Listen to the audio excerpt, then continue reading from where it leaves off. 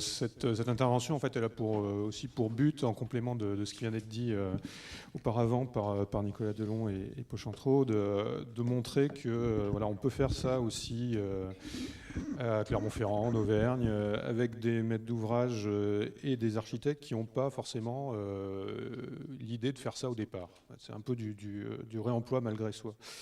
Et en même temps, c'est peut-être ça justement qui est intéressant. Alors, je vais donc vous parler de ce projet qui est un projet de réaménagement d'un petit plateau tertiaire qu'on a réalisé avec un collègue qui s'appelle Gilles Racineux, qui ne pouvait pas être là ce matin, mais qui va peut-être nous rejoindre après, qui était un petit programme en fait sur 400 mètres carrés, donc c'est pas quelque chose de très grand, 450 mètres carrés, soyons précis.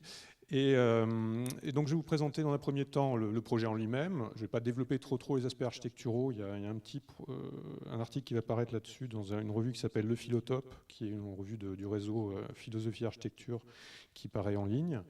Je vais plutôt me concentrer donc sur les aspects du processus de projet et puis de ce qu'il a donné.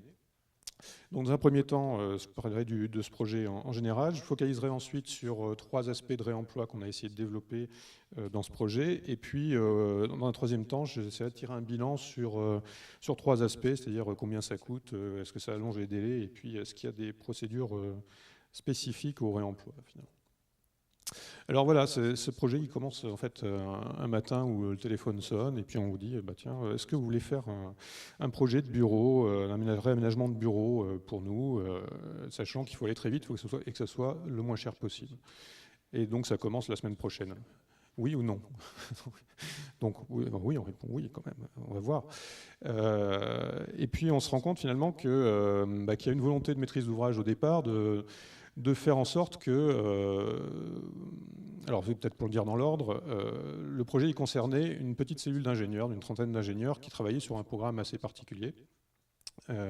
Et donc la personne qui était responsable chez Michelin de ce projet-là au départ voulait qu'il y ait un cadre de travail qui les incite à travailler autrement que dans les bureaux qui venaient d'être réaménagés quelques années plus tôt, dont je vous montrerai quelques photos après. Et donc l'idée qui était un peu sous-jacente à ça, c'était ce qu'on appelle le cool office, c'est-à-dire la référence qui nous a été donnée, c'était les bureaux Google, des choses comme ça. Donc voilà, c'est ça qu'on voudrait. Il faudrait que ça soit rapide et pas cher pour une trentaine de personnes dans un petit espace qu'on a réussi à grappiller sur le site principal de l'entreprise. Donc un travail un peu déjà de programmation, parce que quand on arrive sur le projet, on ne sait pas du tout, personne ne sait vraiment comment vont travailler les futurs occupants des lieux. Et donc on est un peu obligé de faire certaines hypothèses, on n'arrive pas à les rencontrer directement, et de toute façon personne ne sait exactement comment ils vont fonctionner par la suite.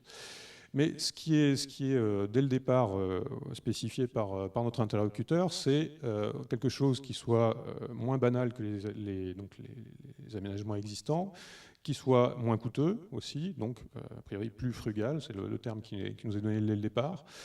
Un espace qui encourage donc les personnels à travailler de façon plus collaborative, plus inventive et expérimentale. Que ce plateau il soit susceptible d'évoluer, parce que comme on ne sait pas trop comment on travaille, on ne sait pas comment on va travailler ensuite. Donc voilà, avec toute une partie de câblage que ça suppose, et qui n'est pas la moindre des choses quand même. Et puis l'idée, c'est que pour aller vite et pour être efficace et pas cher, on va essayer de contourner les procédures de fonctionnement habituelles chez Michelin, ce qui là aussi était... Je regarde Florent Vigier qui a participé au projet de la part de la cellule immobilier, ce qui, nous, on ne savait absolument pas en fait, dans quoi on mettait les pieds, on a compris par la suite.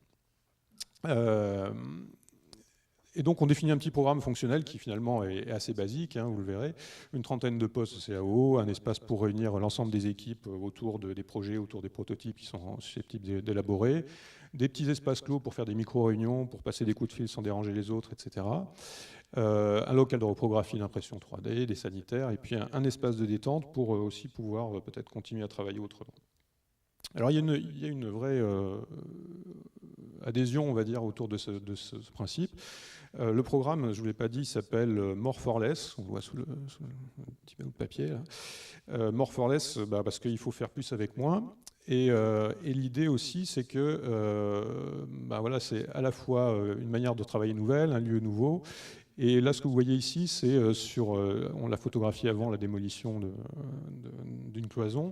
C'est en fait le résultat d'une présentation qui avait été faite à des cadres de l'entreprise de service. Nous, en tant qu'architectes, on n'était pas présents, c'était juste voilà, les personnels de Michelin qui l'avaient fait. Et donc, le résultat d'un brainstorming où voilà, chacun a été invité à marquer sur le mur finalement ce qu'il pensait de ce programme. Donc, faire plus avec moins, le slogan du XXIe siècle, notre futur est frugal, etc. Donc, il y avait véritablement une envie de faire quelque chose autour de ces idées-là. Alors, le site sur lequel on est intervenu, donc c'est le site des Carmes, donc le siège social de Michelin. Là, vous voyez alors, où est-ce que j'ai mis le pointeur? Hop, voilà. Vous voyez donc le site qui est quand même assez important, c'est tout ce qui est en blanc, même s'il en manque un petit morceau. Le présenter comme ça sera mieux. Et donc un site qui est occupé par une grande quantité de bâtiments très différents, même s'il y en a beaucoup qui ont été démolis ces dernières années, on le verra sur un autre document après. Et nous, on intervenait donc juste sur le petit bout qui est en orange, là, vous voyez, qui est à la pointe nord du bâtiment, de ce grand bâtiment qui est ici, qui fait à peu près 150 mètres de long. Et on a intervenu sur donc ce petit élément qui est positionné au rez-de-chaussée, qui fait l'angle finalement. Donc qui est dans une position assez particulière, avec vue sur le boulevard et sur un parking qui se trouve à côté. Donc avec des enjeux aussi de sécurité. Voilà, bref. L'occupation du plateau sur lequel on intervenait était celle-là. C'est une occupation finalement assez classique de bureaux en open space, voilà, comme on peut en trouver un peu partout, avec des bureaux positionnés dans l'espace, le long des fenêtres, grosso modo, deux petits bureaux cloisonnés dans des cloisons modulaires vitrées, une salle de réunion distincte, un bloc de sanitaire, un petit bout de local photocopie, et puis en jaune, une cafétéria, un petit coin pause-café, quoi, avec un accès, voilà, l'accès du plateau se faisait par ici, et puis aussi accessoirement par l'extérieur, parce que c'était un plateau qui était utilisé par des sous-traitants de l'entreprise, donc il fallait qu'ils aient un accès indépendant. Voilà quelques photos de l'état existant et qui avait été aménagé donc, quelques années plus tôt selon les standards d'aménagement interne au groupe, qui produisaient donc, voilà, des espaces qu'on pourrait qualifier de relativement banals, qu'on vient essayer d'égayer avec voilà, des petites fausses plantes, un peu de touches de couleur, etc. Un distributeur de saloperies, enfin bon, tout ce qu'il faut pour essayer de rendre les gens heureux. Et puis l'espace de bureau principal, qui était donc celui-ci, voilà, plafonné à 3 mètres, avec la moquette, les dalles qui vont bien, etc. Les bureaux avec les petites cloisonnettes, etc. Et donc ça, ce type d'aménagement, il se reproduisait sur les 150 mètres du bâtiment, sur les 4 niveaux, et dans d'autres bâtiments encore du site, quasiment identiques. Donc l'une des réflexions qui nous avait été faite par des utilisateurs qu'on avait croisés lors des premières réunions, c'était que finalement, ce type d'espace-là, non seulement ils étaient assez mal vécus, parce que certes, ils étaient confortables en termes acoustiques, en termes lumineux, etc., mais ils étaient assez désorientants et finalement, voilà, ils avaient la sensation que ça aurait pu être n'importe quel bureau sur n'importe quel coin de la planète, finalement ça aurait été pareil. Donc complètement décontextualisé. Alors en cherchant un peu, parce que évidemment, je ne cache pas que lorsqu'on a vu, voilà, quand on est rentré dans cet espace-là le premier jour et qu'on nous a dit, bon ben voilà, c'est à partir de ça qu'il faut travailler et le plus vite possible, le moins cher possible, on s'est dit, comment va-t-on faire? Quelles sont les possibilités finalement? Et en faisant quelques recherches, parce que même pour faire un aménagement intérieur, c'est toujours intéressant de se poser quand même quelques questions et d'élargir un peu le focus, on s'est aperçu que ce bâtiment-là, finalement, il était historiquement l'un des premiers, enfin parmi les premiers à avoir été réalisé, construit sur le site des Carmes, qui auparavant n'était pas du tout le site du siège social de l'entreprise, mais qui était aussi un site de production très important, couvert d'ateliers, d'usines, avec des émergences de cheminées, etc., qui donnaient une silhouette très très particulière dans la ville. Et vous voyez donc sur la deuxième photo aérienne voilà, l'état de densité dans les années 45-50, et puis comparé à aujourd'hui où c'est devenu un campus, ça a été aménagé finalement une sorte de campus où on a démoli beaucoup de choses. Donc finalement ce bâtiment sur lequel on intervenait était presque l'un des derniers témoignages, on va dire, de cette époque. Et Et lorsqu'on a commencé à faire les relevés et que nous avons soulevé les dalles du faux plafond, nous avons découvert qu'il y avait notamment l'équivalent d'un étage qui n'était pas utilisé, qu'on avait simplement plafonné parce qu'on pensait que c'était trop haut, que ça coûtait trop cher à chauffer. Et que, comme en façade, on le voit ici, il y avait tout un étage avec des fenêtres qui étaient déjà présentes, mais qui éclairaient finalement au-dessus du faux plafond, quoi. Donc, qui avaient même été bouchés par du placo, quoi. Donc on s'est dit, déjà, en termes de qualité d'ambiance, ça serait quand même bien d'avoir un peu plus de lumière naturelle, d'autant plus qu'elle vient du nord ici, donc ça fait une lumière assez agréable pour travailler. Et puis en plus, voilà, si on fait tomber ce faux plafond, on a aussi la lecture de cette charpente qui raconte aussi l'histoire de ce que fut ce lieu au départ, un atelier. Alors il y avait encore même des traces de fumée, de salissure, etc., qu'on souhaitait conserver au départ, on ne va pas y arriver, mais en tout cas montrer aussi cette charpente, ce qui est assez particulier à l'époque, c'est qu'on dessine une charpente en béton comme on dessinait une charpente en bois, avec les petits chanfreins sur les poutres, etc. Donc c'est assez beau, il y a une qualité d'exécution même pour un bâtiment industriel assez remarquable.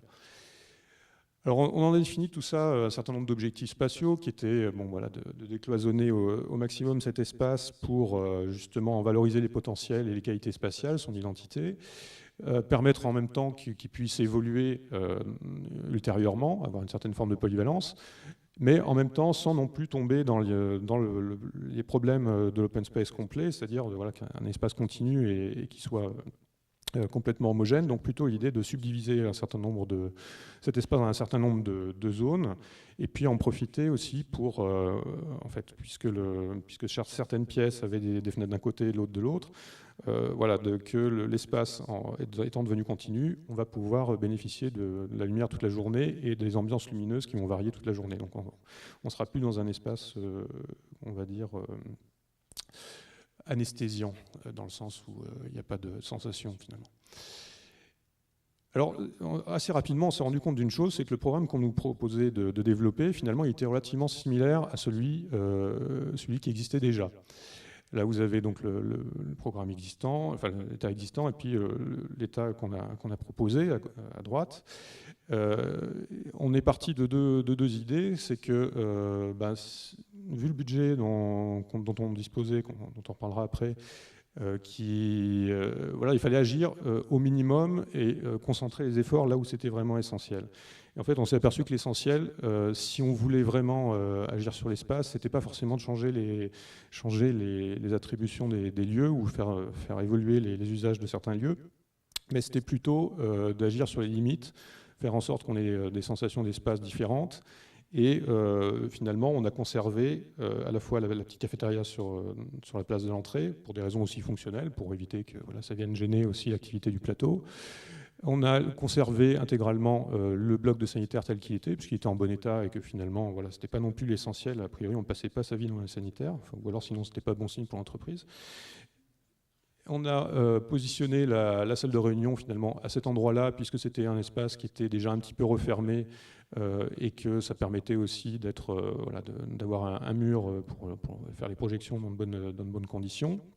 Et ensuite, on a fragmenté les espaces de travail en quatre pôles, séparés par des espaces de micro-réunions qu'on nous avait demandé. Avec l'idée que ces éléments-là puissent bouger, changer de place pour aussi permettre l'agrandissement ou le rétrécissement des zones de travail ou le changement de configuration selon les besoins. Alors rapidement, quelques photos de ce que ça a donné. Ça, c'est l'espace d'entrée de la cafétéria, qui était un espace dans lequel il n'y avait pas de lumière naturelle. Donc, on ne pouvait pas ouvrir sur l'extérieur, ou alors c'était sur le boulevard, mais bon, ça n'avait pas beaucoup de sens. Et en tout cas, on aurait été obligé d'occulter, pour des raisons de vue sur les activités de l'entreprise. Donc on a pris le parti de travailler sur un registre un peu scénographique, créer presque une sorte de décor en contraste avec tous les autres espaces du lieu, et d'utiliser finalement un éclairage artificiel qui vienne donner une ambiance assez particulière, de révéler les poteaux en béton qui étaient habillés avec du placo, et une petite chose comme ça qui permettent finalement de redonner un certain nombre de sensations et une certaine matérialité à cet espace. Ça, c'est le début de l'entrée sur le plateau, dans cette partie-là sur le plan. On sort de la cafétéria, on rentre sur le plateau et on passe par une sorte de sas qui en fait a été créé vis-à-vis de l'entrée des sanitaires pour pas que voilà, les sanitaires ne donnent directement sur le plateau de travail, mais qui fait en même temps voilà, une forme de sas un peu fort vis-à-vis de l'entrée sur le plateau. C'est-à-dire on marque la manière dont on rentre de façon à ressentir différemment la suite. Le plateau en lui-même, voilà, en faisant disparaître le faux plafond, évidemment on révèle toute la hauteur, l'ampleur, et puis avec l'idée que ça puisse convoquer aussi l'image de l'atelier, de ses activités un peu évolutives, comme des machines qui sont posées finalement un peu au gré des besoins, et dans lequel on ne cache pas non plus tous les réseaux qui existent, voilà, qui étaient assez bien réalisés. Donc on s'est dit, finalement, ce n'était pas une honte de montrer la clim, de montrer le câblage, etc., puisque finalement, ça fait aussi partie de l'activité de ce plateau. Voilà, donc juste un petit tour visuel de cet espace-là. Ce que vous voyez en bleu là, avec les damiers, c'est le bloc central donc des sanitaires et des rangements qu'on n'a pas touchés, qu'on a simplement habillés, et qu'on a coloré de façon différente sur chaque face pour accentuer l'effet de repère, et aussi parce que le maître d'ouvrage nous avait suggéré de reprendre les couleurs du logo du programme More for Less, qui étaient voilà, des couleurs comme ça, un peu flashantes. Donc on a utilisé ça, finalement, c'est le point un peu de focal visuel sur ce plateau. Bon, voilà, je vous parlerai un petit peu plus tard des éléments mobiliers qui ont été créés aussi sur mesure. Là, ce que vous voyez ici, les sortes de boîtes en polycarbonate, sont donc les salles de micro-réunion pour 4 ou 5 personnes qui sont montées sur roulettes de manière à pouvoir être déplacées. Ça peut se déplacer à une seule personne. Alors, je ne crois pas que ça ait été déplacé d'ailleurs, mais voilà, ça serait possible de le faire.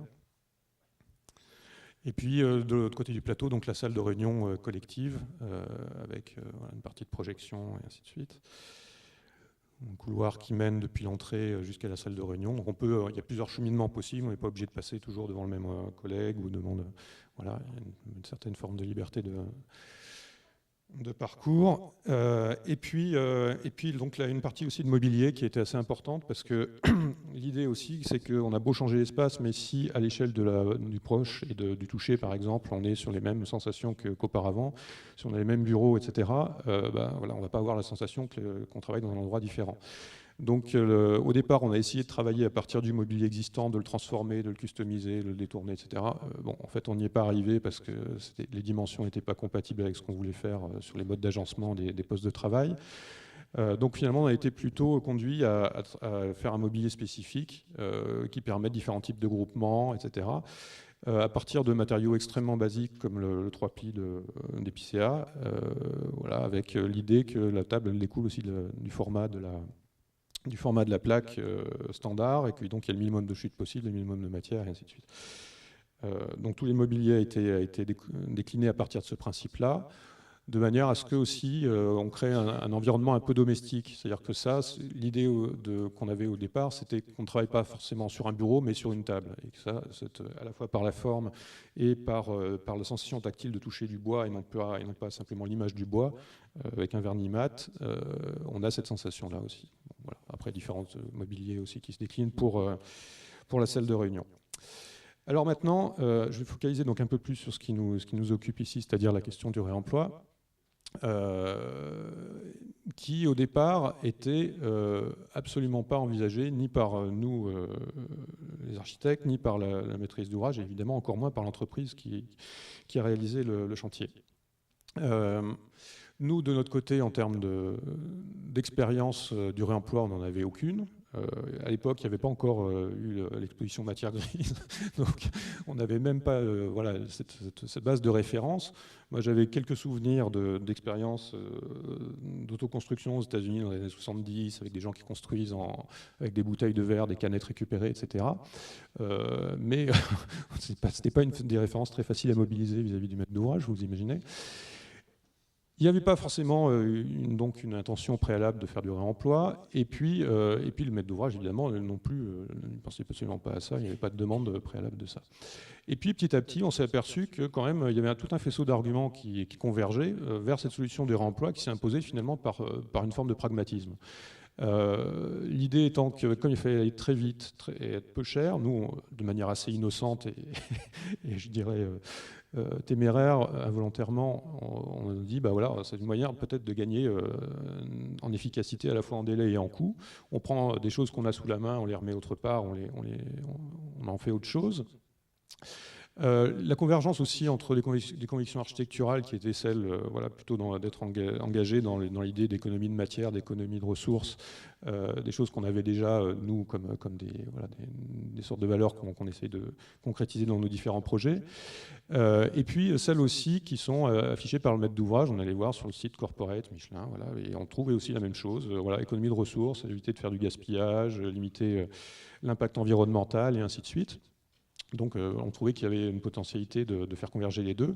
Et puis on trouvait aussi que l'idée de réemployer des matériaux, c'est-à-dire que les personnes qui vont travailler dans cet environnement voient ce qu'ils ont habituellement sous les yeux, mais d'une autre manière, transformé par une autre mise en œuvre, ça faisait sens aussi par rapport à ce qu'on attendait finalement de l'évolution de leur mode de travail, c'est-à-dire quelque chose de plus inventif, de plus ouvert sur les possibilités de contourner les difficultés, les règles, etc.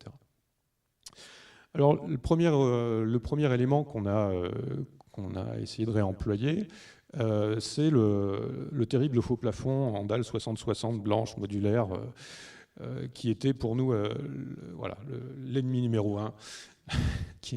Et donc, dans un premier temps, on s'est dit, bon voilà, ce faux plafond, on le balance, il est horrible. Et puis, on finit par se dire, bah, c'est un peu, il y a 400 mètres carrés, 450 mètres carrés, on va balancer tout ça. C'est des choses qui ne se recyclent absolument pas, évidemment. Ça, c'est le genre de truc qui passe directement soit à l'incinérateur, soit à l'enfouissement. C'est quand même assez aberrant. Et puis après, il va falloir corriger l'acoustique du plafond qu'il y a au-dessus, le peindre, etc. Enfin bon, ça pose un certain nombre de problèmes d'équilibre budgétaire. En même temps, c'est un matériau qu'on n'aimait absolument pas. Qu'est-ce qu'on peut faire de ce machin-là? Bon. L'idée, évidemment, qui a un peu validé le truc aussi, c'est que ça se démonte très facilement. Voilà, ça s'empile. Effectivement, on a demandé une dépose soignée. Ils ont fait ça très soigneusement. Ils ont stocké les petits profils voilà, de liaison, les ossatures, les dalles.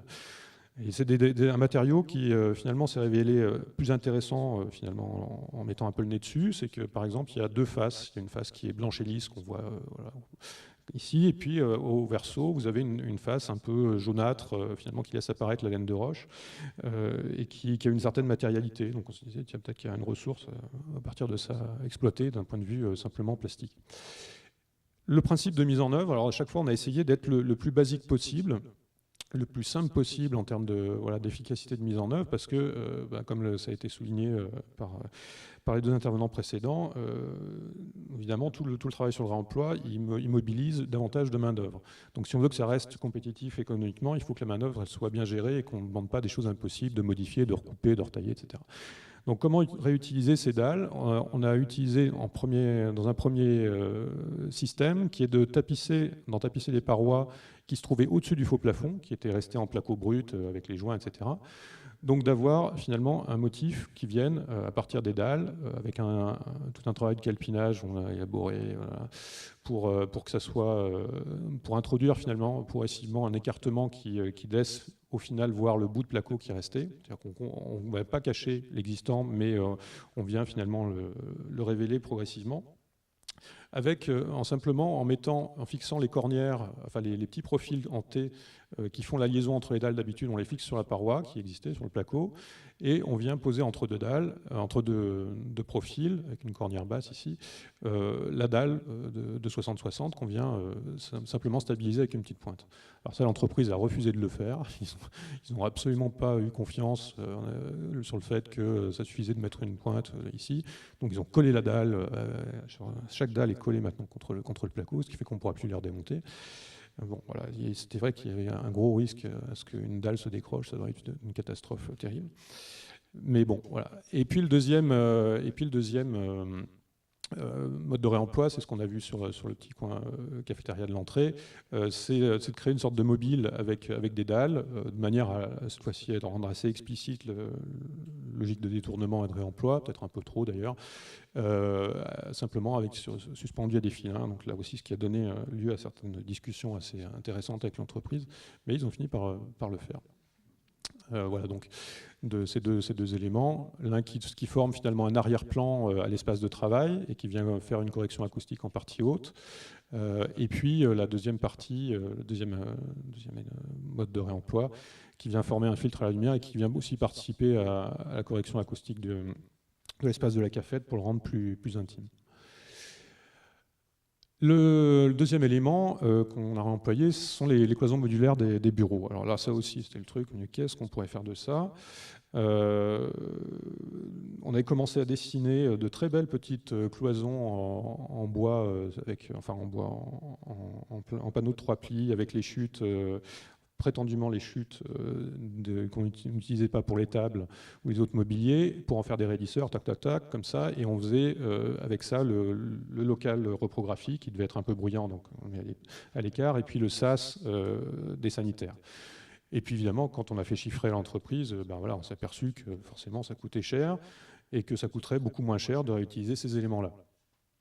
Surtout que là encore, ils se déposent très facilement, c'est des choses vissées, tac, tac, on démonte, on dépose, c'est bien construit. Et puis en les regardant de plus près, là aussi on s'est aperçu que c'était des éléments qui n'étaient pas si inintéressants que ça. Par exemple, les montants ici en aluminium sont très fins, qui sont laqués, voilà, gris foncé, et qu'il y avait peut-être justement quelque chose à exploiter de ce point de vue-là, justement pour donner un espace de qualité. Et finalement, le travail sur cet élément, il a été assez simple. Il a été de recomposer à partir des différents modules qui avaient des tailles différentes, deux volumes, deux box finalement homogènes, avec comme on n'est pas exactement les mêmes dimensions, plutôt que de mettre n'importe quelle dimension n'importe où, on essaye de le recomposer un peu, et de voir comment ça peut se mettre en œuvre. Ça peut se couvrir avec un plafond où on vient démonter un morceau de suspente du faux plafond, hop, ça fait des solives sur lesquelles on met un bout de placo. Et voilà, des choses très très simples, très très basiques. Donc ça se remonte comme ça se recompose. Et puis l'intervention finalement la plus visible, c'est de peindre les allèges qui étaient beige crème en noir, enfin la même teinte que les montants, de manière à souligner finalement la finesse des montants et à transformer l'espace intérieur de ces boîtes-là en un espace assez contrasté, quoi, qui donne une sensation de compression spatiale assez forte vis-à-vis du grand volume qui est à l'extérieur. Et enfin, le dernier élément, alors là, même si c'est plus vraiment du réemploi, c'est un peu abusif de parler de réemploi si on se réfère aux terminologies qu'on a évoquées tout à l'heure, c'est les dalles de moquette. Donc là aussi, des éléments extrêmement stigmatisants de l'univers de bureau standardisé, banalisé. Qu'est-ce qu'on peut faire de ça? Alors là, c'est beaucoup moins simple qu'avec les dalles de faux plafond, parce que ça ne se démonte pas simplement en poussant dessus et avec un tournevis, mais c'est collé au sol. Alors, coup de chance quand même qu'on a eu, c'est que la colle, c'est de la colle à eau. Donc finalement, ça s'est relativement bien arraché. Il n'y a pas eu trop de problèmes. Mais voilà, on ne pouvait pas se dire non plus, dans l'économie du projet, on va tout arracher, on va remplacer par un parquet, par même une peinture de sol ou un truc voilà, qui change complètement l'ambiance. Et en plus, ça participait à la correction acoustique du volume, donc on n'a pas non plus le démonter. Et finalement, on a essayé de le recouvrir, enfin, on a fait à peu près tout imaginé le plus absurde, et pour en arriver à la solution que peut-être qu'il suffisait d'enlever de temps en temps une rangée de dalles ou deux pour transformer cette grande surface complètement homogène en tapis sur lequel, qui viendrait finalement décrire différentes zones de travail, subdiviser l'espace en plusieurs sous-espaces. Donc voilà, là aussi un détail extrêmement simple. Hop, on arrache une dalle de moquette, qu'on peut d'ailleurs réutiliser pour compléter celles qui manquaient quand on a démoli le cloisonnement ou celles qui étaient déjà abîmées qu'on a remplacées. Donc on a pu réutiliser des trucs comme ça. Et puis on vient compléter, comme c'est le même module, par une dalle de sol souple. Alors bon, là on a mis du PVC. J'étais pas très content, mais on ne pouvait pas faire moins cher. On a mis du PVC, donc voilà, qui vient Le petit intérêt aussi esthétique de la chose, c'est que vous voyez qu'ici, la matérialité de cette dalle est complètement différente. C'est quelque chose d'un peu brillant, d'un peu satiné. À côté, on est mat. Là, on a 4 mm d'épaisseur, 3,5. Là, on est à 9. Et ce qui fait que, finalement, le contraste entre ces deux matériaux, visuellement et tactilement, quand on marche dessus, va mettre en valeur la moquette. C'est-à-dire cette horrible moquette bleue qui est partout dans le bâtiment et qu'on ne veut plus voir tellement on la voit. Finalement, là, elle devient un peu plus précieuse parce qu'on sent son confort, on sent son épaisseur par contraste avec l'autre matériau. Et elle devient beaucoup plus accueillante finalement lorsqu'on est dessus. Donc voilà quelques images de ce que ça produit dans l'espace. Et donc troisième et dernière partie, sur un petit bilan un peu objectif de la chose, et qui va donc aussi répondre à certaines questions peut-être qui ont été posées précédemment. Combien ça coûte?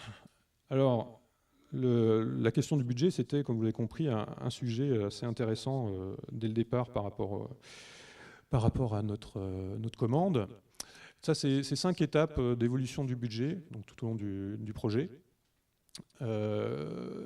En clair, vous voyez ce qui est en bleu clair, enfin pardon, en vert, c'est ce qui a été annoncé par les architectes. En bleu, c'est ce qui était l'objectif du maître d'ouvrage.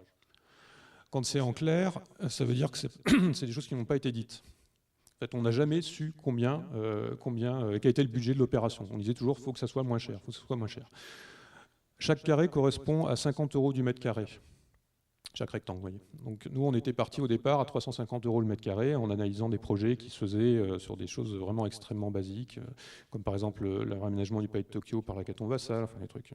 Et on avait dit, bon, en dessous de 350 mètres carrés, c'est impossible pour nous de faire un projet qui est vraiment une action sur l'espace, ou alors ça veut dire qu'on met un coup de peinture sur le mur et voilà. Ça ne va pas changer grand-chose à l'environnement de travail des gens.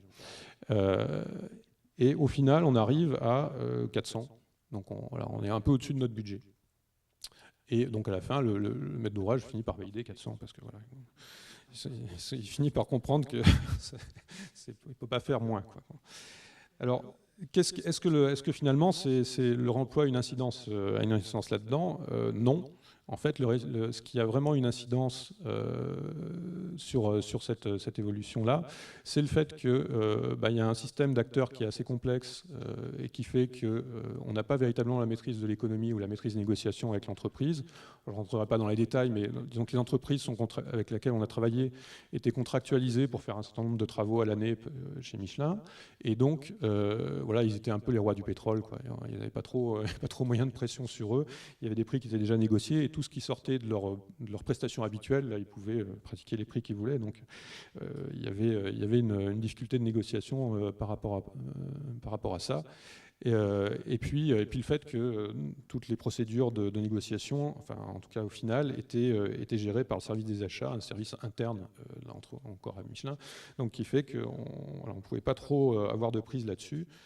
Et comme le maître d'ouvrage ne voulait pas nous croire au départ que ça coûterait ce prix-là, on a négocié pendant, vous le direz après, pendant des phases interminables. Alors si on rentre un peu plus dans l'économie du projet, après le projet, on s'est amusé quand même à faire ce petit chiffrage en prenant combien avait coûté chacun des éléments qu'on a utilisés en emploi, qu'est-ce que ça a coûté précisément, et qu'est-ce que ça aurait coûté avec les prix de la même entreprise si on avait simplement évacué, remplacé ces éléments-là. Et en fait, on s'aperçoit que pour les 3 éléments, soit le faux plafond, les cloisons modulaires, et évidemment plus encore pour la moquette, à chaque fois, on est moins cher.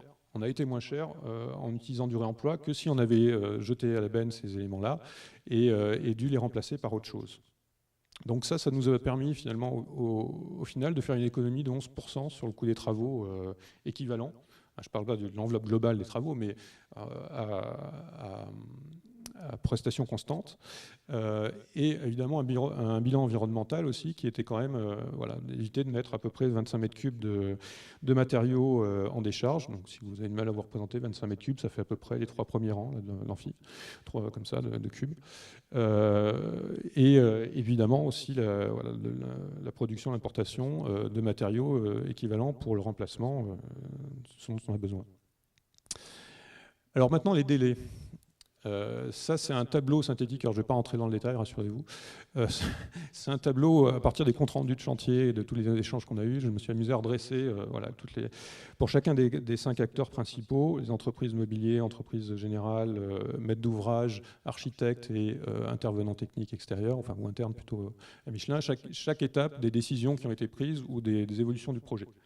Donc, ce qui a permis d'avoir une lecture un peu synthétique. Et vous voyez que là, on arrive à une durée de 9 mois. Donc, on en parlera après pourquoi. Dans les premiers temps, je me suis intéressé aux phases par rapport à un phasage traditionnel de projets en mission, soit MOP ou soit même en marché privé normal. Est-ce que ça avait prolongé les délais? Est-ce que ça avait modifié les phases? Alors, ce que j'ai constaté, c'est que lors des phases de conception, en fait, la phase de conception s'est prolongée lors de la phase de réalisation, en lien avec des questions de réemploi, mais pas seulement, c'est pas flagrant, qui a différents niveaux de définition, parce que très tôt, on commence à parler de détails, à parler de mise en œuvre, donc ça veut dire qu'on n'est pas du tout dans une logique d'esquisse, et puis après on commence à approfondir de détail en détail, de phase en phase. Là, très très rapidement, on est quand même dans la manière dont ça va se construire, ça va se fabriquer, et ça va coûter. Et là, si on essaye de cibler, vous voyez, en pointillé, j'ai entouré l'équivalent des phases habituelles. Ce qu'on s'aperçoit, c'est que dans la phase du projet, on a donc des phases qui sont plutôt brouillées en amont du chantier, donc du fait de la conception détaillée qui arrive très tôt. Et par contre, lors de la phase de chantier, bon, c'est plutôt les phases habituelles, il n'y a pas véritablement d'incidence. C'est des choses qui sont assez courantes. Et les phases qui sont absolument disproportionnées, qui ont fait exploser les délais, c'est les phases AMT, donc assistance marché de travaux, donc toutes les phases de négociation qui ont duré voilà, l'équivalent quasiment de 3 mois quoi, sur différentes reprises, 2 mois, j'exagère un peu, 2 mois et demi. Donc ce qui, par rapport à une durée de 9 mois de projet, est complètement disproportionné. Une vision un peu plus précise, bon là c'est pareil, c'est comme un peu le même principe que l'analyse du budget. Envers le temps de conception, envers le temps de chantier, on croit les congés. Ça, c'était le premier planning qu'on a fait donc tout de suite début avril, en disant, voilà, fin avril plutôt, avec le maître d'ouvrage, en disant, bon voilà, on peut... vous voulez que ça soit le plus court possible, c'est ça. Mais 5 mois, ça veut dire que là, vous avez 1 mois qui est impossible.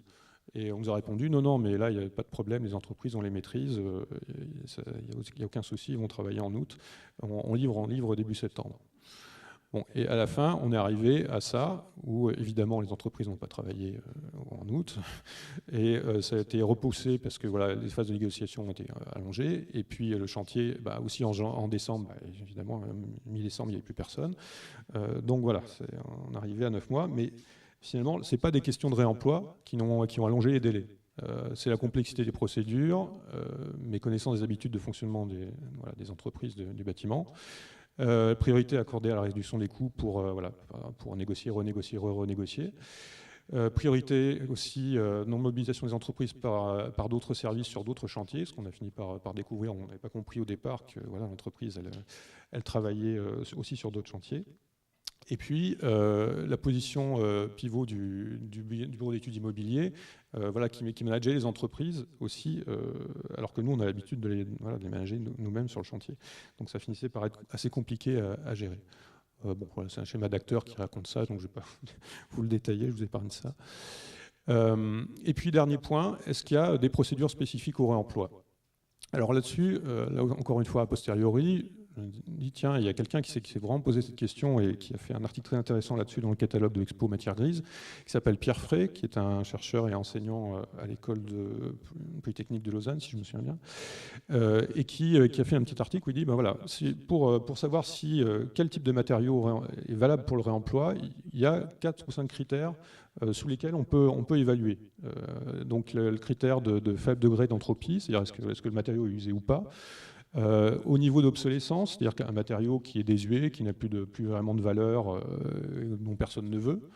Un matériau qui est fongible, c'est-à-dire qui peut se démonter, qui peut facilement se décomposer, pourrait être recomposé autrement. Un rapport entre haute valeur d'usage et faible valeur d'échange, c'est-à-dire que c'est quelque chose qu'on peut réutiliser et qui ne coûte pas cher, et le ratio est important. Et puis, faible intensité et qualification de travail nécessaire pour le réemploi, c'est-à-dire quelque chose qui ne nécessite pas une main-d'œuvre très qualifiée et très importante pour être réemployée. Et donc, j'ai essayé de passer au prisme de cette grille les trois éléments qu'on avait réemployés, et crac, en mettant une note sur 4 dans chaque critère, et tous sont la moyenne. Donc, tous sont reçus au bac du réemploi. Mais finalement sans avoir anticipé cette méthode. C'est simplement le fait d'avoir diagnostiqué de manière assez pragmatique cette possibilité-là, comme le ferait finalement n'importe quel architecte lorsqu'il fait de la réhabilitation, qui se pose la question de ce qui est autour de lui, des matériaux qui sont bons, qui ne sont pas bons, etc. Et c'est un diagnostic qui s'est fait non pas en amont de la conception, mais en parallèle de la conception, quand on s'est aperçu que finalement voilà, ça pouvait être une démarche pertinente. Et avec un système assez intuitif finalement, mais qui se retrouve cohérent. Et dernier point de procédure, alors est-ce que c'est une procédure spécifique de faire des prototypes? Donc on a vu notamment avec Bellastock qui utilise beaucoup cette méthode-là pour expérimenter des mises en œuvre. Nous, dans notre cas, on était vraiment dans des choses plus basiques. Finalement, on s'est aperçu qu'on a fait des prototypes pour les suspentes dans la cafette, parce que l'entreprise avait vraiment besoin de voir, de vérifier que c'était possible de le faire. Voilà, on en a fait une, mais finalement, c'est pas quelque chose qui est spécifique au réemploi dans ce chantier-là, parce que pour faire des tables, par exemple, on a eu 2 prototypes. Une première entreprise qui en a fait un, une deuxième entreprise qui en a fait une autre pour ajuster à des principes de découpe numérique, etc. Donc au final, pour nous, ça reste un outil, je dirais, comme un autre, et c'est pas forcément spécifique à la pratique du réemploi qu'on a eu, en tout cas sur ce chantier-là. Voilà, je vous remercie de votre attention. Et si vous avez des questions, n'hésitez pas.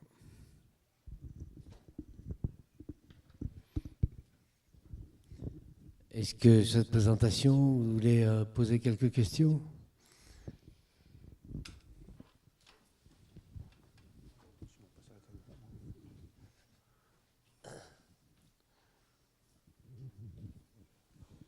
Je voulais poser une question sur la réception qui a été faite du projet une fois, parce que là, tu nous as montré le processus, mais du coup, le résultat, c'est toujours intéressant de savoir comment, parce que là, c'est la cuisine, c'est pour savoir comment on y arrive, mais ensuite, comment c'est perçu une fois que c'est terminé? Alors il y a eu, quand on a été évidemment invité à l'inauguration du plateau, les gens étaient là depuis une semaine à peu près, une semaine et demie, je sais plus, un peu plus. Et en fait, c'était assez amusant parce qu'ils étaient un peu émerveillés de voir ça, parce qu'ils ne s'attendaient pas à ça. Et puis il y avait aussi une espèce de rumeur, il se passe quelque chose, comme le chantier était fermé, qu'on ne pouvait pas rentrer dedans. Voilà, les gens essayaient de savoir ce qui se passait, donc il y avait une forme d'inquiétude. Comment est-ce qu'on va nous faire travailler? Comment est-ce qu'on va... Bon. Et donc le retour était assez positif. Et d'ailleurs, il y a des gens qui me demandaient, voilà, est-ce qu'on peut rajouter des petits tiroirs sur les tables? On a trouvé que tel modèle en dessous, machin. Donc il y a une sorte de satisfaction par rapport à ça. Et je pense que ça a assez bien fonctionné pendant un certain temps. Après, ce qui se passe, c'est qu'en fait, le programme a évolué et notamment, il y a un usage de réunion qui s'est rajouté dans la salle, dans une partie la partie vers l'entrée, et qui n'était pas prévu. Donc, en termes acoustiques, ça pose des problèmes, des gênes finalement vis-à-vis du fonctionnement du reste du plateau. Et je pense que là aussi, enfin, on en parlait hier avec Florian qui est ici, voilà, et si ça avait été un peu plus anticipé sur le fonctionnement, on aurait pu, je pense, gérer cette question-là. On avait fait une étude acoustique, mais bon, pour des raisons d'économie, finalement, ça avait été décidé qu'on ferait au plus simple et que voilà, on n'utiliserait pas de traitement acoustique ponctuel. Là, je pense que ça aurait été indispensable si on avait su ça au départ, quoi.